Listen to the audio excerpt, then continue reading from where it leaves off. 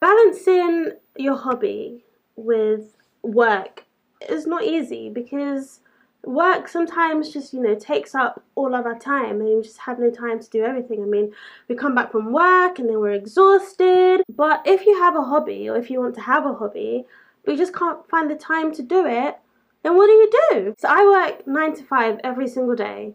And depending on where I'm working, by the time I get home, it's like 6 o'clock or like 8 o'clock or somewhere between 6 or 8 o'clock, which means that assuming I go to bed at 11, I only get between 3 to 5 hours of hobby time. Let's average it to 4 hours, okay? Because 4 is like between 3 and 5, so it's in the middle. So let's just say 4 hours, okay? You might think that 4 hours is a lot of time because 4 hours you can like basically achieve like world dominance in that time.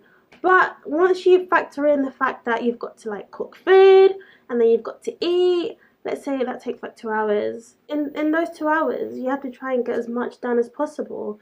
And it isn't possible.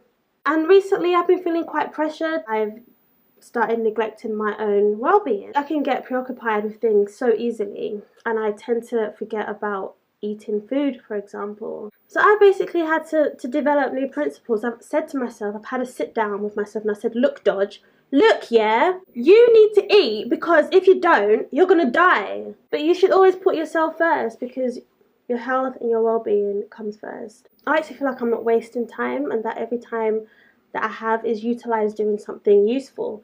So even when I'm sitting on the train, commuting to work, I'm reading a book.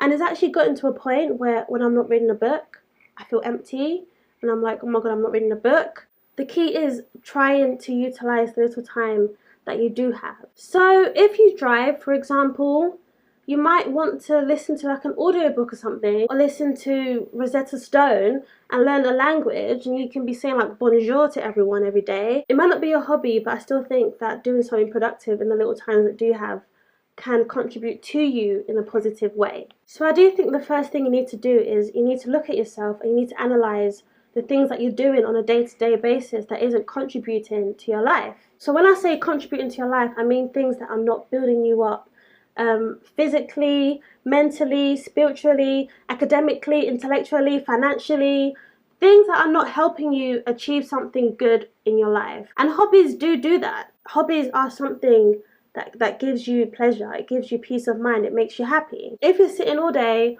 on your bed watching Netflix, ask yourself, how is that helping me? And Netflix might give you some enjoyment, but really, what is it contributing to you? If Netflix wasn't here tomorrow, what skills would you have gained? So you need to think about these things. And once you're aware of all these things that aren't helping you, you can remove them from your life. That way you'll find more time for your hobbies. You need to be strict. Work is a big culprit to this. Guys, leave work at work because home isn't work. Unless it's homework, then it's work. But if it's not homework, it's not work. It's just home. If you're one of those email addicts where you need to be checking your emails constantly, or else if you don't, like the whole workplace is going to collapse and the whole building is going to catch on fire because you didn't open a single email, then maybe like set a time schedule where you're gonna check your emails. Also, during your lunch breaks, a lunch break is a break. It's not do work while you eat time. Do something productive in your lunch break. Read about your hobby. Gain some theoretical knowledge that you can apply in your practical hobby. Gain something that will help you when you get home, when you have those 2 hours to yourself after work. And if you are someone who struggles with time management, then plan your time. You will know what you are doing and when you are doing it and when to stop and when to start.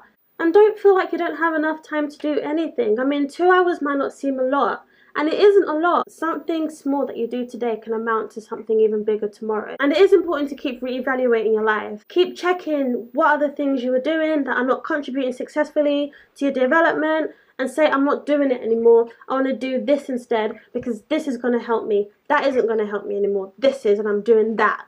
This. A famous man called Albert Einstein said, life is like riding a bicycle. To keep balance, you've got to keep on moving. So guys, just keeping on. But don't forget to have some lazy days, have a rest now and again. Don't overwhelm your body. It is good to relax now and again. That is it from me today. I do hope that you take into consideration the things that I have said, because it is good to have time to do the things you love. If you did enjoy what I had to say, guys, please, please, please, please, please subscribe. So have yourselves a good day, guys, and I will see you next time.